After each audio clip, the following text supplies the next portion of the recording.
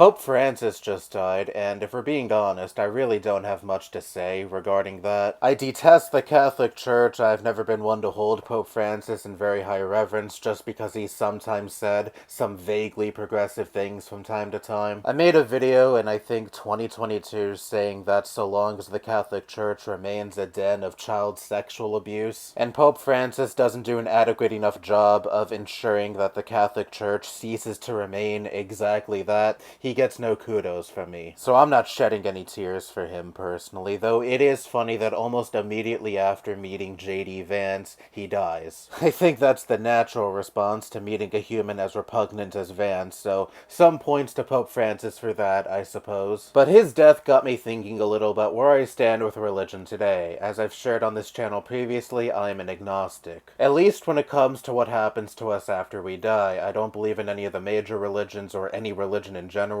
At around age 12, I began thinking the idea that a magical man in the sky creates us was kinda silly, and the only evidence of said higher being's existence is a 2,000-year-old book of similarly silly stories, like of Jesus walking on water, or Noah somehow fitting every single species of animal on one ship. But when it comes to what happens to us after we die, that is obviously something none of us have the answer to, as we are all still alive, and I don't like the certainty so many people have surrounding that. Oh, there is definitely nothing after you die, it's just a black void of nothingness for the rest of eternity, or you're going to the kingdom of heaven, or you're being damned to hell, because you decided to deviate away from what we believe God deems as right for you. I'd like to keep an open mind and think that maybe there is something after this life, but none of us obviously know what exactly that is. I've lost family, pets, an online friend, and I'd like to think that someday I'll reunite with these people and animals that I held dearly during their time on this earth. Am I perhaps hoping against hope, and my hope isn't based on any rationality? Sure. I'm not completely naive, and I still retain the possibility that the loved ones I lost, and the loved ones I will lose, and someday even myself, are currently or will face that black void of nothingness for the rest of eternity. And honestly, the thought of there being nothing after death kinda scares me. Humans naturally fear the unknown, and death is the ultimate unknown,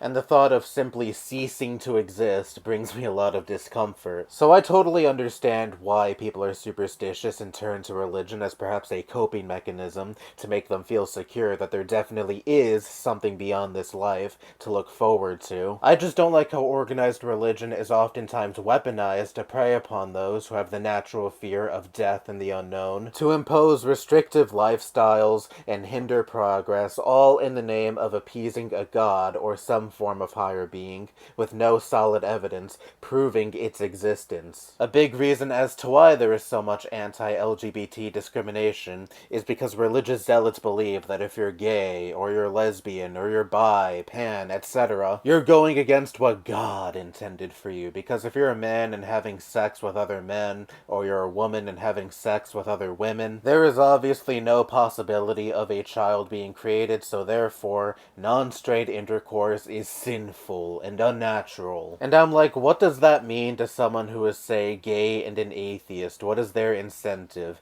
in dramatically changing their way of life, adopting a sexual preference that isn't their own, all to follow what is supposedly a rule established by a god they don't believe in? And this is a problem I have with evangelicals specifically.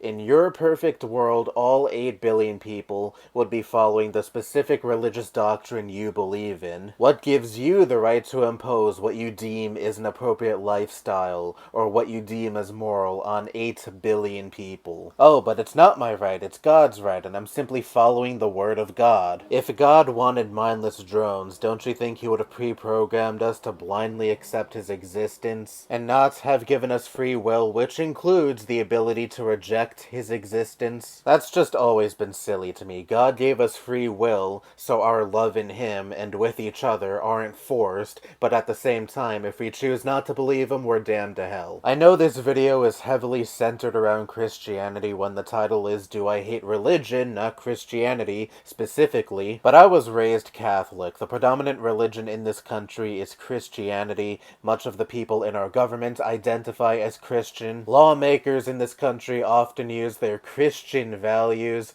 as a reference for their interpretation of laws. That's why I am so fed up with Christianity specifically. Oftentimes here in the US, it is used as a pretext to justify further oppression and further discrimination against certain groups of people. I just talked about LGBT people a few minutes ago, so let's talk about an even more broad group of people at the brunt of oppression at the hands of evangelicals, women. Roe v. Wade was overturned a few years ago, and now in several states in this country, a woman cannot call the shots when it comes to a fetus that is developing in her own body. And this is something the hyper-religious right in this country have wanted for decades, because abortion is sinful, and it is murdering a baby in cold blood, and even if that baby has not left the womb yet, that baby is still one of God's children. And look, I know, I should solely be directing my ire towards those who weaponize religion to use it as a means to justify oppression, discrimination, and stripping away bodily autonomy. But when religion has been used for so long as a scourge against social progress, is it really that out of pocket for me to say I am growing less and less tolerant of its existence? This isn't to say I hate each and every individual person who is religious or have a few religious beliefs, because that would just be stupid, but I hate the iron grip religion has on society and social progress. We send kids to places like Bible school and instill into them at such a young age that morality can only be derived from this specific religion, and give them no agency to navigate spirituality on their own. When children should absolutely not be molded to adopt religious beliefs before they reach the age where they are capable of critical thinking. But that's how religion retains its iron grip on society. You indoctrinate people while they're still young and impressionable. The very concept of religion I don't have an issue with. If you want to believe in a god or some form of higher being and believe there is eternal paradise after death or eternal suffering after death for those who deserve it, fine. And I don't hate you simply for being religious if you so happen to be, unless you're the type of religious zealot I've been talking about in this video, which in that case, go fuck yourself. But it's the way religion is implemented into our society is what I hate,